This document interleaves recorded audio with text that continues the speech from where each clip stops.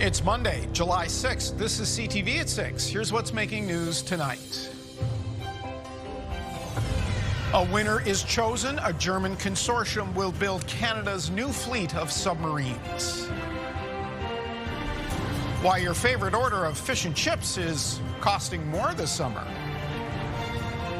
Above seasonal temperatures bring high and very high UV indexes into the region as that sun continues to shine to start the week. Live from our Maritime's News Center, this is CTV News at 6. Here is Todd Battis.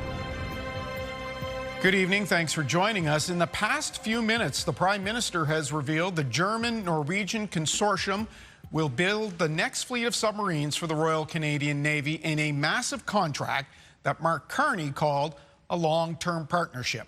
Here's what he had to say a few moments ago.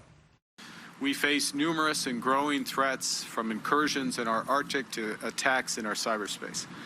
The nature of warfare is changing rapidly, driven by a proliferation of drones, autonomous systems, hypersonic missiles, to name a few. The world's changed. Canada must change with it. Nowhere is that more evident than on our seas and in our Arctic.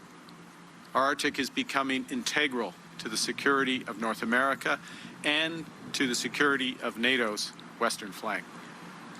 Our frozen seas are increasingly open, bringing new threats and opportunities. Commercial vessels can increasingly transit our waters, shortening the journeys between continents, connecting us to the world's largest markets. Canada's allies are relying on our resources, including critical minerals, to secure their supply chains. More menacingly, authoritarian regimes are increasingly assertive.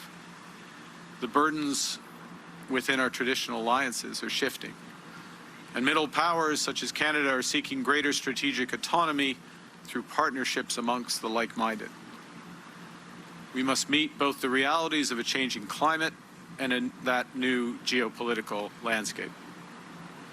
The sovereignty of our country, bounded by 3 oceans and the world's longest coastline, depends on our maritime capabilities, and I want to salute the women and men of Canada's Navy for leading that.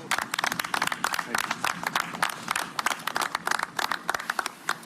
We need to give them the right equipment, the right tools, the right capacities to do their jobs.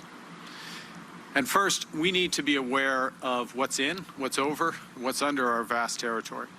And that's why we're investing in a new fleet of P-8 Poseidon patrol aircraft. That's why we're investing in Arctic over-the-horizon radar. Secondly, we obviously need to be able to defend those waters, which is why we're building 15 River-class destroyers and an entirely new fleet of polar icebreakers and Arctic patrol vessels. And it's why we're here today, to announce an ambitious investment in new, best-in-class submarines. So that's the Prime Minister aboard a vessel on the Halifax Naval Dockyard. CTV's Jonathan McGuinness is there. He was listening to what the Prime Minister had to say. John, we heard a bit of that. What else is involved in this contract? Well, Todd, we heard about timelines. Initially, we were hearing the timeline of 2036. The Prime Minister says that TKMS is going to do some sort of shuffling in order to get 4 boats to Canada by 2034. That's 2 years earlier than anticipated. What's any indication of what set those bids apart? Because we'd heard a lot about the South Korean pitch for some time. It was a little more muted from the Germans. Yeah, the Prime Minister said the Hanwha bid is actually not off the table. It's sort of been moved to the back burner. Negotiations will continue with TKMS. We should say that no contract has been signed. TKMS has just been chosen as the provider for the sub, so negotiations still have to go on. And the Prime Minister said Hanwha is not out of this. If negotiations fall apart, he said he doesn't anticipate that to happen. But if they do, Hanwha Ocean is willing and ready to step in. Okay, they've been talking about this for a while. We'll assume that that won't fall apart right away. Anyway, Jonathan McGuinness at the Royal Canadian Navy Dockyards in Halifax. Thank you, John. Now, the winning German-Norwegian bid will be an enormous project spanning decades. Canada's new patrol submarines will be built by a consortium led by a company with an extensive history and record of building subs. The purchase instantly puts Canada in an elite class of seafaring nations with 12 modern leading-edge weapons. The HDW Class 212 CD submarine, a term that will become familiar in the coming years. The first of the lithium battery-driven subs are expected by 2036. They'll become the front line of Canada's coastal and Arctic defense. ThyssenKrupp Marine System, TKMS, is the largest manufacturer of non-nuclear submarines. The firm currently supplies 2/3 of NATO's sub-fleet. It's that connection to NATO that might have given the bid the winning edge. 73 meters long, with up to 30 crew members. The submarines are equipped to work well with Allied forces. They feature a stealth diamond-shaped hull designed to deflect detection by sonars from anti-sub ships. The submarines will house 4 tubes for heavyweight torpedoes. The dozen subs will replace the 4 problem-plagued Victoria-class vessels bought secondhand from the UK in 1998. Only one is currently in service. The new submarines cost $20 billion. Billions more will be spent on maintenance over a lifetime of 30 to 50 years. And we'll have more coverage throughout the newscast. Halifax Mayor Andy Fillmore joins us. Then we'll speak with a naval analyst about the new subs. And, of course, you can read about all of it at our website, ctvnewsatlantic.ca. Now, the heat warnings may be over now, but the temperatures are leaving behind something of a legacy as well. Broke heat records Friday, some which had stood for more than a century. Environment Canada says St. John hit 33.6 degrees, beating the old record of 31.7 for July 3rd. That was set in 1887. Charlottetown cooked at 30.8 degrees, edging out a record set back in 1873. Halifax's new record is 32.8 degrees, the hottest July 3rd since 1981. There's a live look at Digby right now, which isn't doing too bad at 21 degrees, 6 minutes after 6 o'clock. Let's get our first look at the weather. For that, we bring in Brianne Foley, who's with us tonight in the Weather Center. Good evening. Good evening. Yeah, beautiful sunny day. Those sunny conditions sticking around past the weekend, which we will definitely take as we head into July. Looking at today's lows, pretty average for this time of year, a little bit warmer in the Yarmouth and Lunenburg areas. But as for today's high, we saw mostly above seasonal for this time of year. We're usually looking at that 23, 24 mark, and we see up in northern parts of New Brunswick, we got up to 29 for today. Much of the same conditions are going to be hanging around tomorrow as well. As we take a look here at our current temperatures, still warm as we head into this evening, so still lots of sunshine to enjoy if you had to work today, and you get to continue on that theme as we head into the evening. We are going to continue to see some winds coming through a little bit, but not a whole lot of gusting winds. So just a little bit of sustained winds up to 20 kilometers per hour at this time, but nothing major to contend with as we head throughout the evening. And as we take a look here at our satellite and radar, mostly sunny skies for all of New Brunswick, as well as into Prince Edward Island, Cape Breton, and eastern parts of Nova Scotia. A little bit of extra cloud cover leaking into western parts of Nova Scotia, and that's pretty much going to be the theme. We'll see a little bit more cloud cover coming in for tomorrow, but of course I'll have a full look at that forecast coming up in just a bit, Todd. All right, that's a nice clean map. We'll see you for the details in about 15 minutes. Thank you. To other news now. Fish and chips. It's a staple in the Maritimes, we know that, and it's a must-have for visitors to the East Coast in the summer. All that demand is driving up the cost of the central ingredient, haddock. CTV's Vanessa Wright reports. Business is bustling at Rudy and Olive's Fish and Chips. Customers seemingly unfazed by new prices. I think it's reasonable and fair, and I've heard that there's a shortage of haddock, so it only makes sense that, you know, because it's more expensive, that they're going to have to pass their costs on in order to stay in business. Well, a fish combo at Rudy and Olive's Fish and Chips will now cost you about $2 more, something their owner says they tried to put off for as long as they could. It's hard to make those decisions, but if people want the fish and they want us to continue serving our product, we need to do that. So we need to stay in business. So that's a very important thing. He says it's a direct result of their seafood supplier raising the cost of haddock by 41%, jumping from $10.95 to $15.45 per pound. Besides an old game of supply and demand, experts say the industry is also battling the cost of fuel. It takes fuel to go and catch these fish. It takes fuel to get the bait to catch these fish. And all these costs just begin to compound. With no end date on that issue, he says Maritimers should consider other seafood options.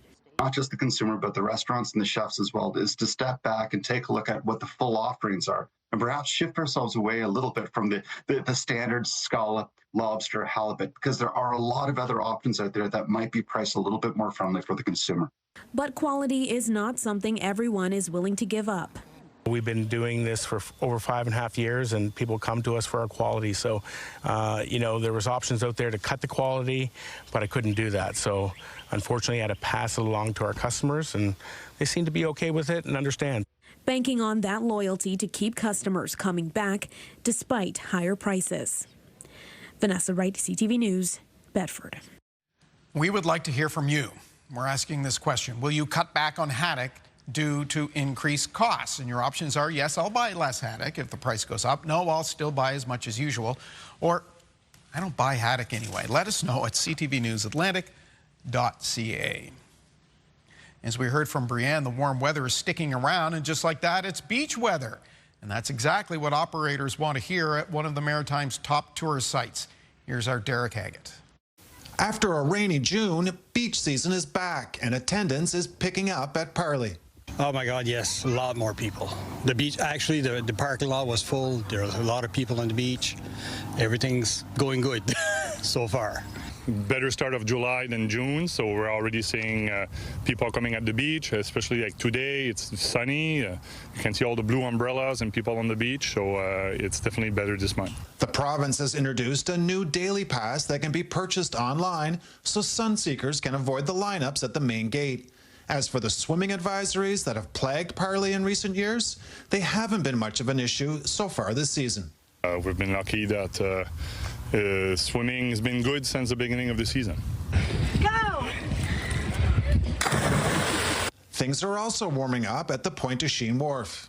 The whole area, Shediac, Parley Beach, and Pointe du Chien, is in great shape, and we're optimistic. And there's a lot of people staying around Canada these days, and we still have lots of friends from down south coming to see us. We didn't have a great June last year either, but some of the locals and tourists traveling through have been getting on board because we go rain or shine. These tourists from Rhode Island come back every summer. We visit family, we like the beaches, and it's a good time. There's nothing like being around the wharf and Shediac in general in the summer. It's the best place in the world. And the area is about to get even busier because the annual Shediac Lobster Festival is well underway, with events going day and night right up until Sunday. Derek Haggett, CTV News, Shediac, New Brunswick. You know, for a lot of communities, the next few months are crucial for business. CTV's Avery McRae went to one popular spot, St. Andrews by the Sea. There's not a parking space to be had along Water Street, a clear indicator that the summer tourism season has arrived in St. Andrews. We've been waiting for this for quite a while. Kathy and Ed Cody are from Maine. This marks the first time they have been to St. Andrews by the Sea since their honeymoon 44 years ago. Weather is beautiful over here, and so is the scenery. And the people. The people are amazing, yes. Amazingly friendly. From now through Labor Day, tens of thousands of people will visit the charming tourist town. That includes people like Rowan Bennett, who made the hour-long drive from St. John for the day. I love St. Andrews. It's a great place to come visit in the summer. The people are so friendly, and there's lots to do here. Like browse at one of the dozens of unique shops that line the town's main strip.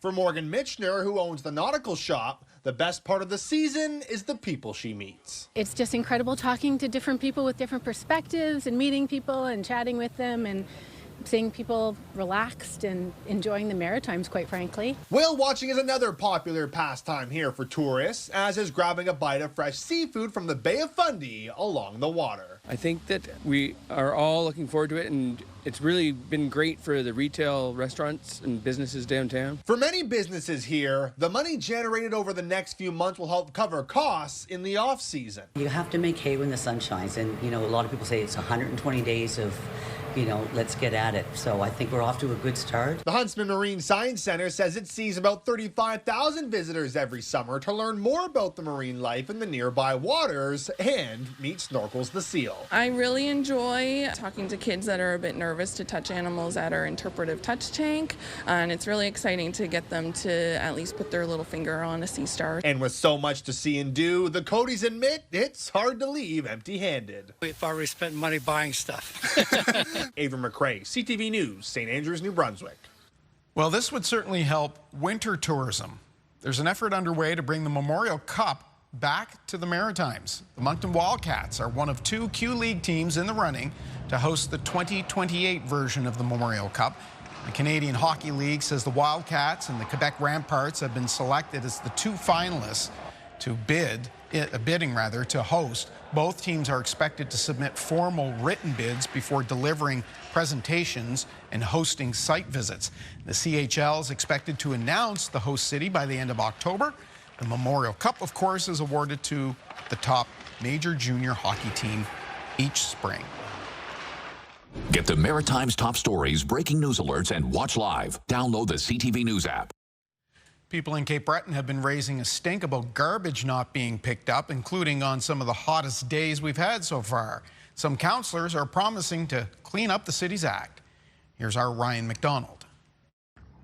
When people put their garbage at the end of the driveway on pickup day, they expect it to be gone by day's end. But for a lot of folks, it's been inconsistent. Very unhappy about it. I mean, I had to get up and take my garbage to the dump. Joe Stevens says his trash was left at the curb outside his Whitney Pier home last Friday, a day when the temperature reached about 30 degrees, and he wasn't the only one. My 79-year-old sister's garbage didn't get picked up next to me. Her garbage had to go to the dump. I mean, there's a lot of people older than me and how they're getting their garbage to the dump, and once it starts to smell, it ain't pretty. Sometimes people will go multiple weeks without having their garbage collected. District 8 Councillor Stephen McNeil says missed solid waste pickups have been a problem in his area too. It's been an issue since the Cape Breton Regional Municipality switched from a private contractor to having its own staff do the work, and McNeil has gotten plenty of complaints. The most so far since being elected, hands down. So again, I'm really eager to go to work for our residents and get something changed here. Because of all the inconvenience, the CBRM recently announced it would be removing the tipping fees here at the city dump for the time being, adding that people will get at least 2 weeks' notice before they are reinstated.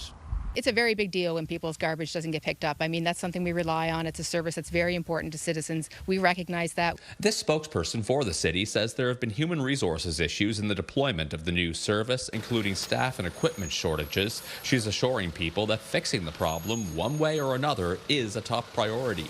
I would say that almost anything could be on the table to discuss how the changes could be worked out so that we get back to service that people need. Councillor McNeil adds that he'll put the issue forward as an agenda request for the July 30th council meeting to try and solve this for good. Ryan McDonald, CTV News, Coxheath, Nova Scotia. The 2026 FIFA World Cup is in the Group of 16 stage. CTV TSN Crave, your home for coverage of every game during the tournament. And as you've seen, that has impacted our broadcasts on certain days. And once again, tomorrow, CTV News at 5 and CTV News at 6 will be on CTV2. You can go to ctvatlantic.ca to see a full list of dates, or you can scan the QR code that you see there on screen. It'll give you all the details. So again, tomorrow on CTV2 for your newscasts at 5 and 6. We'll be right back with the Mayor of Halifax after this.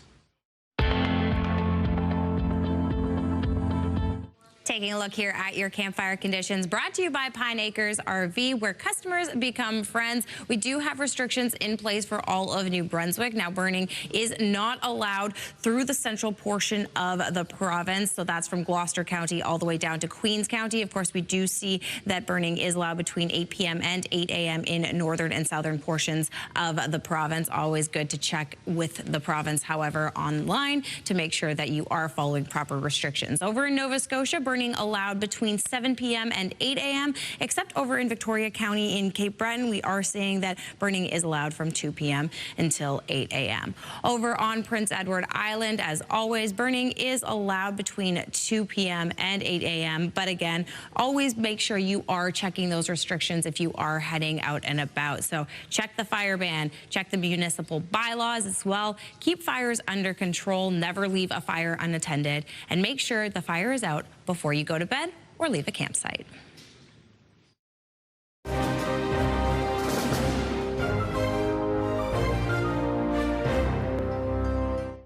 Welcome back. The news of Canada's next submarines, well, it's just being digested now by political and industry leaders around here.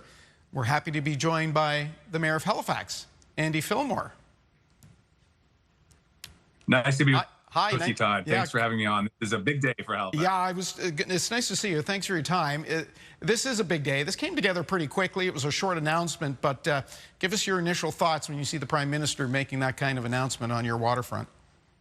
Look, absolutely incredible. As he said, we can expect significant defense activity here in Halifax for decades to come as a result of this investment. And, you know, Todd, you've heard me say it many times. Halifax is Canada's defense city. We're extremely well positioned to support the next chapter of Canada's naval future.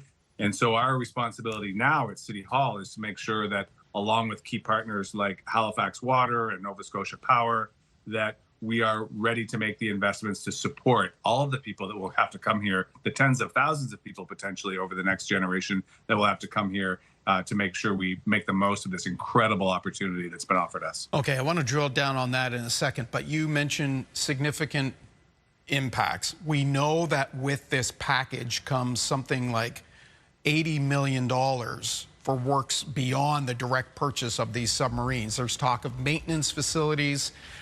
We know that the Canadian Navy bought land over at the Dartmouth, the former Dartmouth refinery area. What would you think might be coming to your city in the coming years? Yeah, I want to start by making sure we're differentiating between millions of dollars of investment. Billions, yes, thank you. Yeah, so yes, we're talking with bees when we're talking about this, aren't we? We are talking about bees, and in fact, over the next 30 or 40 years, this could have a $100 billion impact on infrastructure, on the training of sailors, the supply lines, the maintenance of the submarines. All of these people that are going to be living and working here are going to need a place to call home. They're going to need an apartment or a home. They're going to need a bus or a road to get to work on. They're going to need to have a city that is affordable to live in. So we have our work cut out for us. Halifax will be ready. We do this well. We have been called upon by our federal government and by the world repeatedly throughout our history to step up and perform. We're being called again today, and I have great confidence that we will meet the call. The Prime Minister says he wants all of this to move quickly. So as mayor, how soon do you start, I don't know, reaching out to folks on the phone to get those projects going like you're talking about? About a year ago. So yeah, we're well down, sort of speculatively, I would say, to renovate our systems, our decision-making processes at City Hall, to make sure that our water utility is moving quickly enough to provide what is being called upon, to make sure that we will have the houses that can be passed through our planning and development approval pipeline at a pace that meets the moment that we're in. So those conversations are well underway. I would say that we also have a very interesting confluence. We announced yesterday or earlier this week a new chief administrative officer, a new city manager, who is coming from a city that's a little bit bigger, a little bit more complex, more staff, feels the intensity of some of the challenges that we feel with a little bit more intensity, extremely well positioned to help us retool our systems to be able to step up quickly to meet these opportunities. Mayor, let me ask you this. We recall when the ship's procurement was handed to, in large part, to Irving Shipbuilding, and that was called transformational for the city, and I think we've seen that happen. Is this similar in size and scope? It's bigger.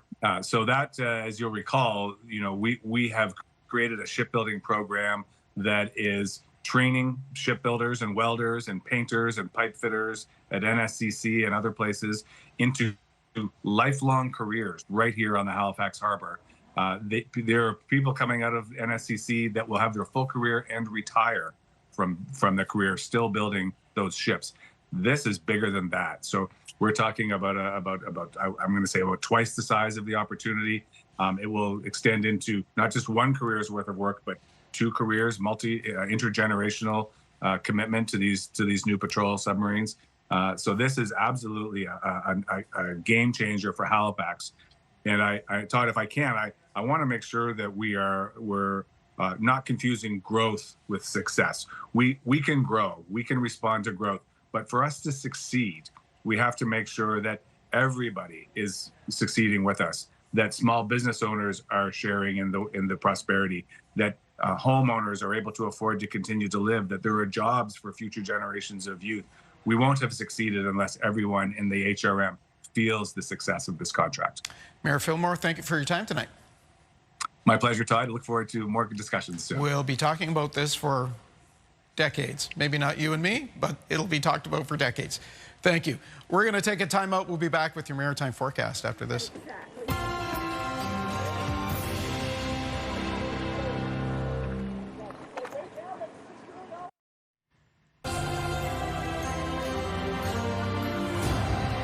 Beautiful sunny skies this afternoon as we soar over the Sydney waterfront. And that look at downtown. That is picture postcard perfect, Brianne Foley. Absolutely it is, Todd. Gorgeous day to get out and about in our region. So definitely should have taken advantage of that. So the question is, does it hang around? The answer is, it does. Ah, very good. Nice to have you with us. You know, I'm bringing sunshine everywhere I can. But first, of course, we are going to look at the rest of the country, which conditions aren't necessarily as great as they are here. So we'll take it because we sometimes see some less than ideal conditions in our area. But as we take a look, BC looking pretty normal for this time of year. We are seeing a tornado warning, however, as we head into Ontario. So over in northern parts of Ontario, moving east, there is a red warning in effect there for tornado. So meteorologists are continuously tracking that. But we are seeing 25 degrees over in Thunder Bay, 28 in Sudbury. And then we head over into our region. 27 was the high in Fredericton. And what a glorious day it was. We saw mostly sunny conditions as we take a look here at our radar and satellite. Nary a cloud in the sky for New Brunswick. We are seeing a little bit of cloud cover come through western parts of Nova Scotia, and that's going to continue on into the evening. As we take a look here at 7 o'clock, again, pretty clear skies as we head throughout the night. So not a whole lot to contend with. It's going to be clear, a little bit warmer than what we're used to seeing as our average low for this time of year, but we will see a little bit of fog building up, especially along the Bay of Fundy coastline, as well as western parts of Nova Scotia. So something to consider as you head into the morning, because you will have to contend with that throughout the course of the morning. And then we start to see some cloud cover start to push in through western parts of Nova Scotia as this low pressure system that's moving up from the southern United States pushes into our region, bringing with it some spotty showers into Wednesday. So not a whole lot of accumulated rain coming our way, but a little bit of spotty showers. As we take a look here at our wind gust forecast, not a whole lot gusting. We are seeing 10 to 30 kilometers per hour, mostly coming from the southwest. As we head later into Tuesday, that's going to continue coming from the south. And then Wednesday is when we'll start to see those winds shift again with that low pressure system coming through. That's when we'll start to see the winds shift and come from the east. Taking a look here at our night, clear, like I said, clear conditions for the most part. A little bit of fog again along the Bay of Fundy coastline. Then into Tuesday, sunny skies, warm temperatures, humidex values will be into consideration, and high UV indexes pretty much across the board. So we are going to see high to very high UV indexes for central and southern parts of New Brunswick into Prince Edward Island. Much of the same. We're looking at that UV index of 7 over on Cape Breton Island. Temperatures ranging from 26 to 28. Much of the same as we had through eastern and central parts of Nova Scotia, as well as into western parts of Nova Scotia, although we'll have a little bit of extra cloud cover as we head into that area. Now, taking a look here at our 7-day forecast. Again, sunshine for Tuesday, mostly sunny conditions for Wednesday. Could see a few scattered showers, but those warm temperatures continuing that trend as we head towards the weekend. Again, a little bit of that low pressure system pushing in that could bring some showers with it. Over in Nova Scotia, much of the same. We're seeing mostly sunny skies, and then a chance of showers, of course, in western parts of Nova Scotia pushing in. As we head later on into the week, we'll see some temperatures go up again on Thursday. Over on Prince Edward Island, you got it. Sunny conditions for tomorrow. So basically, Todd, the name of the game is to get out and about on Tuesday because it's going to be sunny and it's going to be gorgeous. We had those stories earlier in the show about tourists coming for summer vacation. Boy, did they pick the right week. Definitely pick the right week. Okay, thanks, Brianne. We'll see you for the wake-up weather a little later. Next, we're going to talk more about that big news coming from the Navy dockyard this afternoon. Stay with us.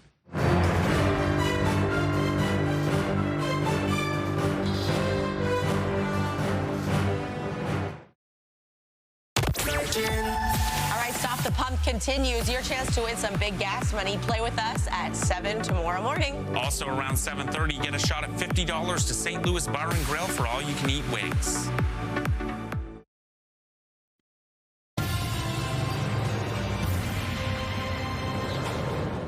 Okay, let's talk more about that announcement a few minutes ago. Retired Naval Commander Ken Hansen is now a defense analyst. He's in Dartmouth tonight.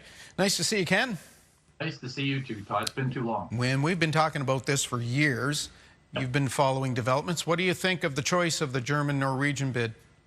Well, based on what the Prime Minister said, you know, the northern focus, NATO, the western bulwark of, Canada, the western bulwark of NATO, and interoperability with NATO. I think that those three things are the key to this decision.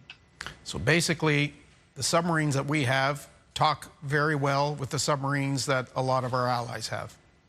They do, and but they were from a British origin, and the Canadian Navy did a lot of upgrading work on those. These new ones, though, they'll be quite compatible. They should from the outset. Yeah. I agree. Okay. Yeah. I'm going to date myself here. Is this like our Navy going from a Pinto to a Ferrari?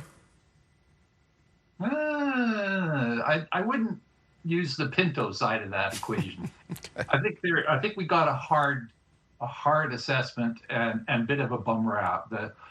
The submarines, Victoria class, were when they were in operation, and we were only ever planning to have one in operation at a time. They did pretty well. Okay, and that's what we have now, right? There's basically one of the fours in the water. Yeah, and it's a 2-year-long readiness cycle, and the submarines are supposed to rotate through it as they do various preparatory and post-operational things. Okay, what can you tell us about this model? You mentioned that we'll have the advantage of working very closely with our allies because a lot of NATO countries are using this company's submarines. But tell us about what you know about the actual model itself. Okay, so there's several key things. The 212 class, this version, the D class, is almost twice the size of the other 212s. So that's huge. And then the other couple of things are the shape of the outer hull, not the pressure hull, but the outer hull is in sort of they call it a diamond shape, but it's really just a peaked roof. And what that does is help the ice to slide off the submarine if it has to surface through the ice. Something they do very, very carefully, But you can quite often see pictures of American and British nuclear submarines, and the ice is sitting there piled up on the outer hull. Well, that creates problems for getting out and doing things that you need to do, or getting out of there again anyway. So that's an important aspect to it. The other aspect that I particularly like of the program is this intention to have a dedicated missile launching site in Canada. So if a submarine's in the high Arctic and it needs to communicate the briefest of messages, then a high frequency transmission to a dedicated satellite is the way to do that. It's like a 1/10 of a second and your message is gone and you're gone. That you're not sitting there for 20 minutes going beep, beep, beep, beep, beep, that sort of thing. Yeah, okay. Yeah. Well, let me ask you about jobs. Everybody will be wondering about that. There was, nothing in the announcement today, and we wouldn't expect any today about, numbers of jobs or this type of thing. We just had the mayor on a moment ago, and he says this is transformational for the city. Yes. Give us a ballpark here. What kind of thing could we see? About 15,000. 15,000. Yeah. I think only about quarter of that will be uniformed people, depending on how many uniformed people they put in the initial training and management part of this. Over time, it's going to be significant across the country. The Prime Minister said he wants the benefits from this to flow out, just as they did with the Arctic and Offshore Patrol Ship very successfully. And the same will be expected of the River-class submarine program. I am dead certain of it. Okay. You first told us that the Navy had bought land adjacent to the old refinery site. What are they going to do with that? Oh, gosh. It could be a very effective place to bring in things by rail, because the rail line goes all the way over there, and to do some sort of more than just tinkering maintenance work. If they had a significant repair job they needed to do, that could be a perfect place. Now, you'll need probably not a dry dock, but a synchro lift like we currently have. But this submarine is big. It's like 7,000 tons. That's pretty close to the weight of a River-class destroyer, and it's bigger. It's heavier than a Halifax-class frigate. So these are major warships, and they're going to have to look at this carefully. I think this might be one of the hardest things they have to do to resolve. Okay. Program. All right, we'll certainly be watching about that, and we'll come knocking on your door for more insight. Ken, you're always very good with your expertise. Thank you tonight. You're most welcome. I'm very happy to do it for you. We'll take a break. We've got much more on the other side. Stay with us.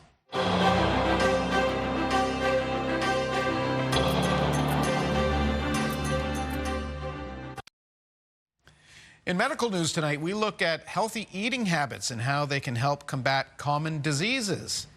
Brianne Foley is doing double duty tonight. She has the lifeline. A new study reveals blueberries may help prevent diseases caused by metabolic syndrome. 1 in 5 Canadians are affected by metabolic syndrome, which is a combination of medical disorders that increase the risk of heart disease, cancer, and diabetes. But University of Maine researchers found when obese lab rats ate the equivalent of 2 cups of wild blueberries a day, they had significant health changes. The antioxidants in blueberries helped decrease inflammation in the blood vessels, improving their blood flow and lowering blood pressure. Experts say it's best to eat blueberries raw, as they may lose some potency if baked in pies or muffins. According to new research, leafy greens lead to healthier lungs. The research, conducted by Australia's Edith Cowan University and published in the American Journal of Clinical Nutrition, determined that vegetables rich in vitamin K1, like spinach and kale, can lower the risk of chronic lung disease. Researchers say about 1.5 to 2 cups of leafy greens a day is an achievable way to boost your vitamin K1 intake, and that eating more leafy greens is a simple step that could help support lung health over time. About 2 million Canadians develop chronic obstructive pulmonary disease, according to the Lung Health Foundation. Study subjects who ate the most K1-rich greens were less likely to develop it. The Public Health Agency of Canada says the disease usually appears in people older than 55. With health and medical news, I'm Brianne Foley for The Lifeline.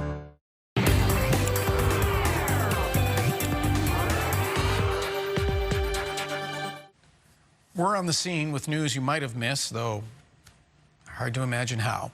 New details on Taylor Swift and Travis Kelce in their honeymoon era. Yes, the two tied the knot at Madison Square Garden over the weekend, and we get some details from ABC's Sophie Flay. Taylor Swift is entering her honeymoon era, making her love story official with Travis Kelce.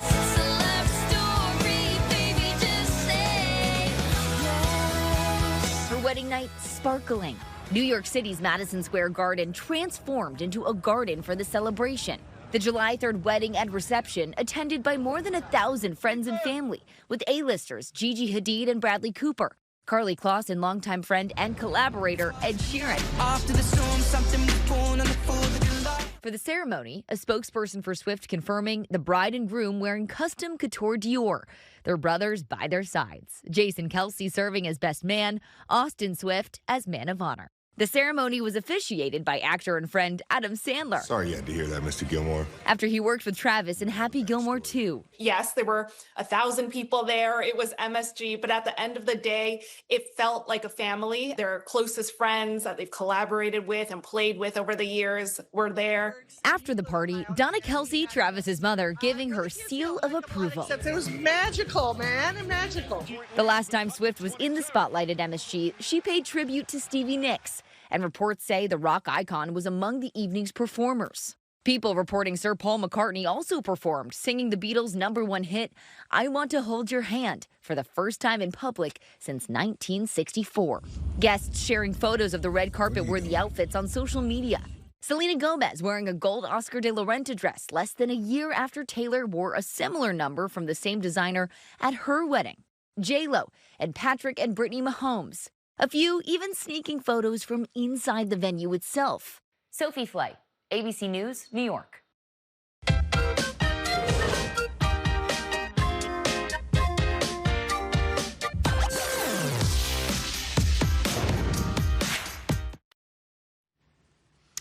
The business report is not available tonight, but we do have the closing market numbers, so let's get to those. We'll begin with the TSX. The Bay Street Index finished this first day of the new trading week, down 62 points. Meanwhile, New York City, the Dow Jones closed up 155 points, and the Canadian dollar traded hands down slightly to 7.33 cents US. The day's top business stories are available at bnmbloomberg.ca. We'll have the business report for you tomorrow, and let's go to the weather deck where Brianne is standing by with one more look at tomorrow. Hey, Todd. Yeah, it's beautiful out right now. So, again, if you can get out and about this evening, honestly, perfect barbecue weather, in my opinion. As we take a look here at a photo from one of our viewers, Emma in East Chesapeake. Beautiful day today. Not a whole lot of gusting wind on the water. Of course, tomorrow it will be 27 degrees and a little bit of extra clouds. But, again, beautiful conditions. Now, taking a look at our day planner for Tuesday, a bright start to the morning. A little bit of fog in the Yarmouth area, but mostly sunny conditions as we head throughout the morning. And then as we head later into the day, yes, we are seeing those mid to high 20s ranging throughout the region as well. A little bit of extra cloud cover in certain parts of Nova Scotia as well as along that Bay of Fundy coastline. But of course, before you get your day started, you're going to want to grab a cup of joe and join our friends on Your Morning Atlantic. Tuesday on Your Morning Atlantic, hot weather safety for your pets. The Nova Scotia SPCA stops by with some great advice on protecting our furry friends during the summer months. Start your morning with us Tuesday on Your Morning Atlantic on CTV2 and Crave. Finally tonight, America's world-famous Powerball lottery. It's expanding. Not to Canada, though, but across the pond. People in the United Kingdom will soon be able to buy Powerball lottery tickets following an agreement between a multi-state lottery association, and the group that operates UK's National Lottery. The idea is to expand the number of players, allowing for faster growing jackpots. UK players will vie for the same jackpot as the Americans, but lower tier prizes will be handled differently in Great Britain. Lottery officials say the first tickets for the Powerball UK will be sold in 2 weeks' time. That's our look at the day here at home. Jesse Thomas is here at 11:30, and the web and the app have updates anytime. I'm Todd Battis. Hope to see you tomorrow. Good night.